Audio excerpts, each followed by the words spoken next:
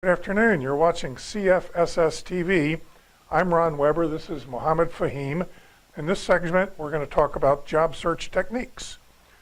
Mohammed, can you tell us how job search today differs from job search in the past? Well, Ron, thank you for asking.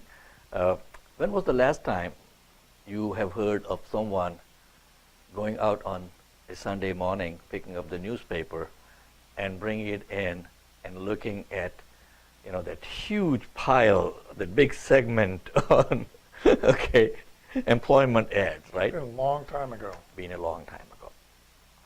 Job search has fundamentally changed, folks. It is no longer, what was that ad, it's not your father's Oldsmobile, something like that? Right. So it's not your father's or even, your uncle's or brother's or whatever's job search anymore. Job search is totally changed. The old-time job search is you will be competing most likely with people who had access to that newspaper in your neighborhood, right? Yes. Now, when there is an opening, basically once that job hits the internet, whether it could be a job site or it could be a company website, you're competing against the entire world now. So how do you change your approach to job search is so important now. So let's look at it from the employer's point of view.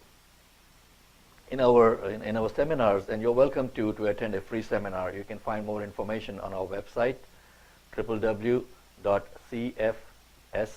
that is the Center for Strategic Solutions, .us. So it's www.cfss.us. Check out an upcoming seminar in your neighborhood, and you're welcome to come and attend that. These seminars are free. But what we do is, in our seminars, we focus on where are the employers finding the best return on investment for their hiring dollar. It makes sense, right? Right. I mean, I can teach you how to fish, but if you take all your gear and everything, and you go buy the best bait, and you go and sit around a water hole where there are no fish, or a 1,000 other anglers sitting in there trying to catch a couple of fish, what are your chances going to be? So we share with you in excruciating detail as to where are the employers getting the best return on investment for their hiring dollar. In fact, we have a report on our website that you can go and check it out also. We don't have enough time to really go into details in this particular segment, but job search has changed. You're not going to go knocking on doors, dropping in resumes.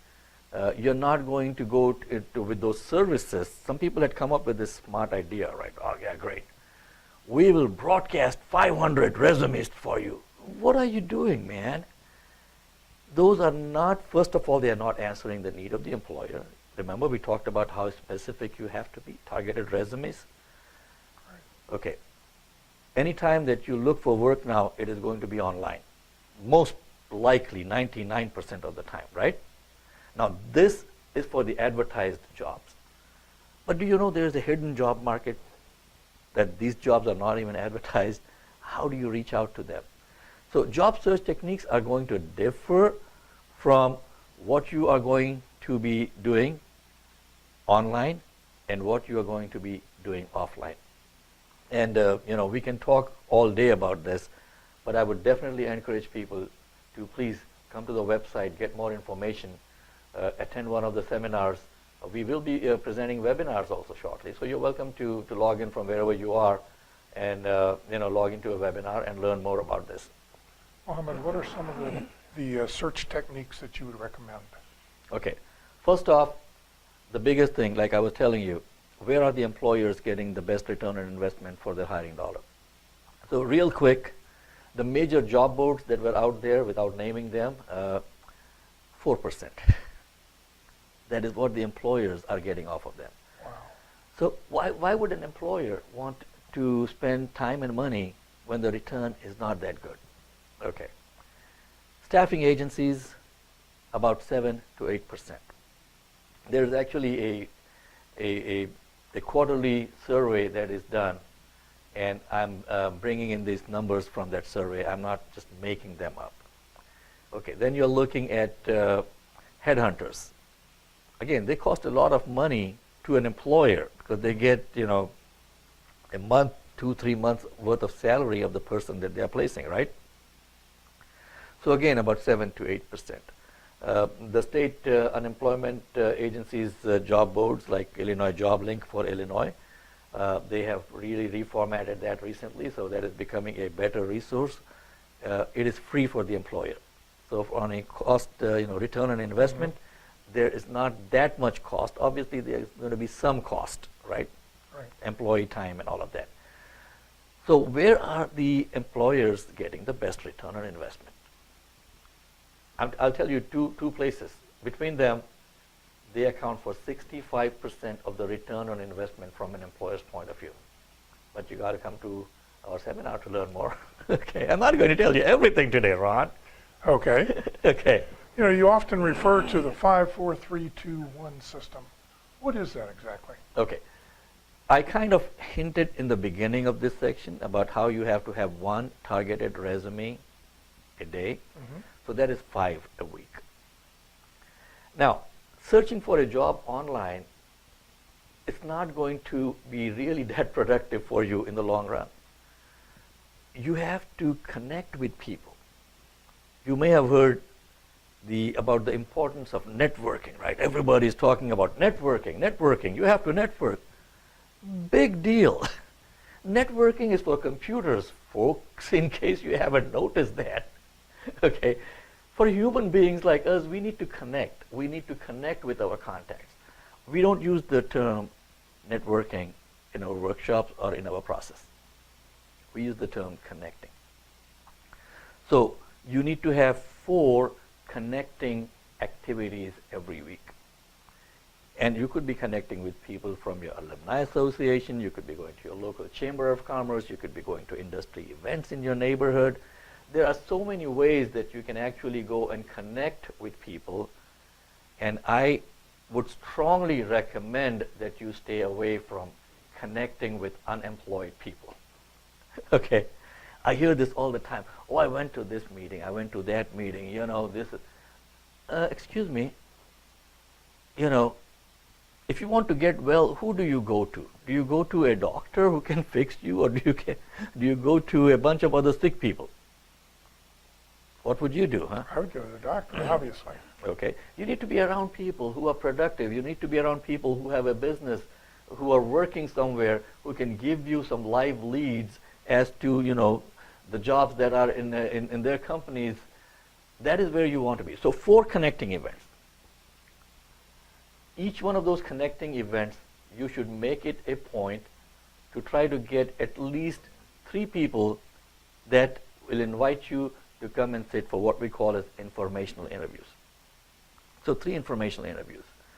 If I meet you somewhere and I don't want to, just jump on you and say, hey, Ron, I'm so glad to meet you. Your typical elevator speech, forget it. Whatever that you have learned about elevator speeches, forget it, folks. That is not working. Okay. In this kind of an environment, when you're connecting with people, you want to go beyond just connecting with them initially.